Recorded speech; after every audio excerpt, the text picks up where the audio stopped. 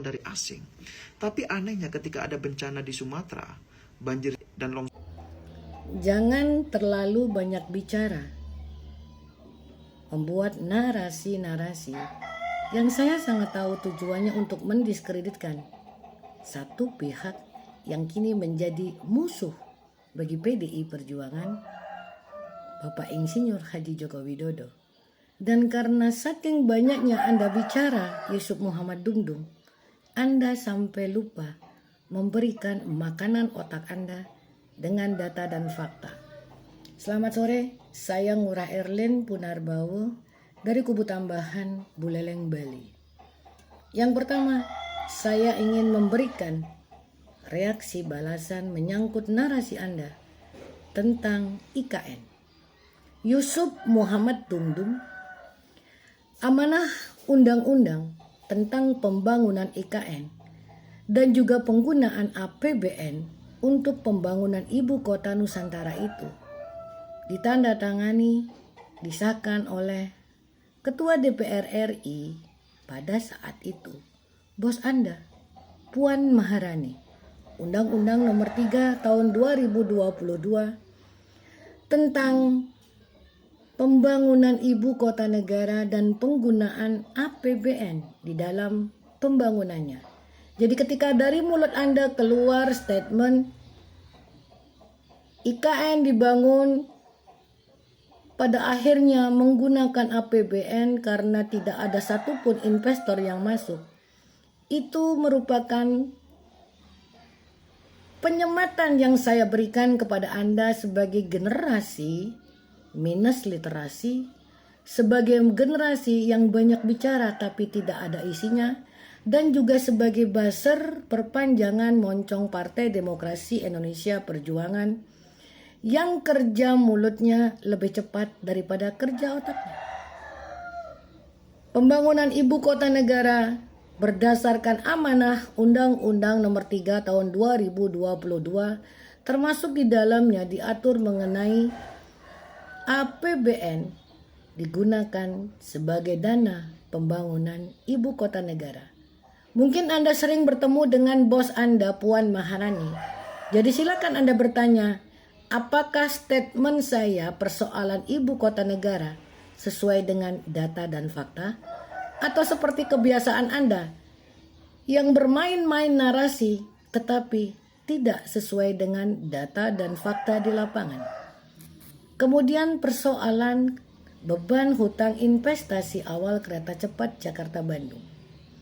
Yusuf Muhammad Dumdum, pemerintah yang diwakili oleh Kementerian Keuangan pada saat itu Ibu Sri Mulyani, dalam rapat dengar pendapat dengan Komisi 11, Komisi 6, dan Komisi 5 DPR RI, ketika pemerintah ingin menggunakan penyertaan modal negara untuk menyuntikkan dana dari proyek kereta cepat Jakarta-Bandung, itu harus dengan persetujuan DPR RI.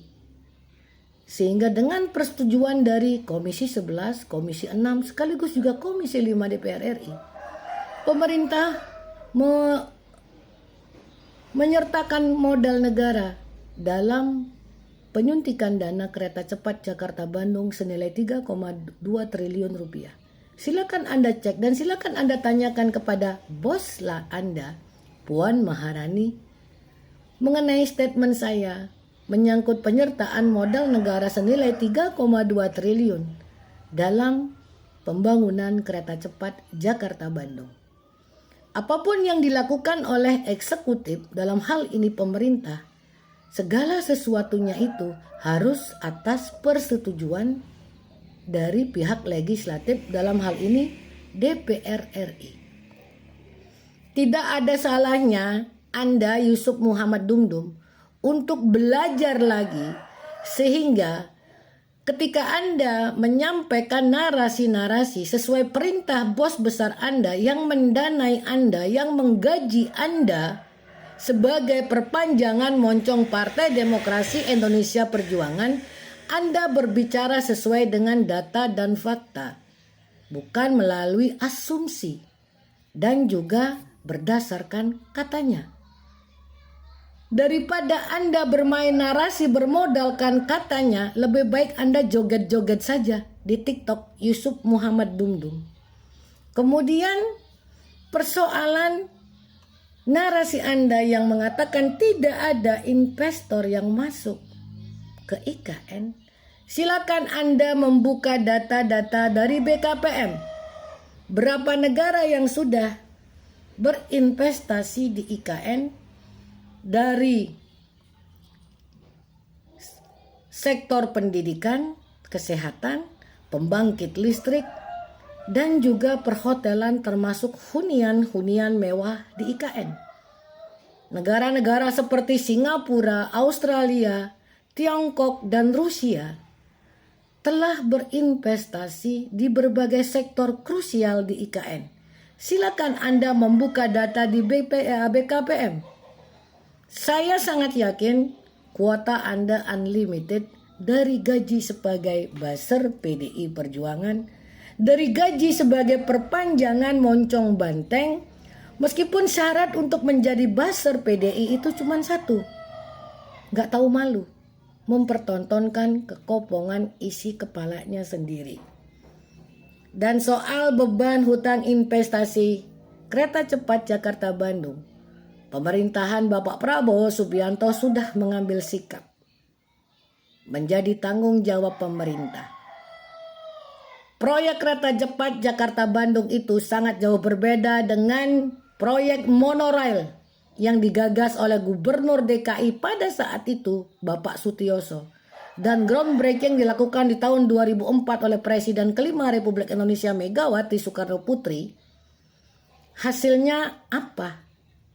Mana wujud monorail yang groundbreakingnya dilakukan oleh bos besar Anda, Ketua Umum PDI Perjuangan Megawati Soekarno Putri? Mana wujudnya? Yang ada hanyalah sampah-sampah berupa tiang-tiang pancang yang merusak pemandangan ibu kota. Lalu oleh Gubernur DKI saat ini Bapak Pramono Anung, tiang-tiang pancang proyek monorail yang digagas Sutioso, yang groundbreakingnya dilakukan oleh Megawati Soekarno Putri, diratangkan dengan tanah. Artinya ada perbedaan yang sangat signifikan antara kereta cepat Jakarta-Bandung dengan proyek monorail yang Megawati Soekarno Putri melakukan groundbreaking pada saat itu di tahun 2004. Yusuf Muhammad Dumdum.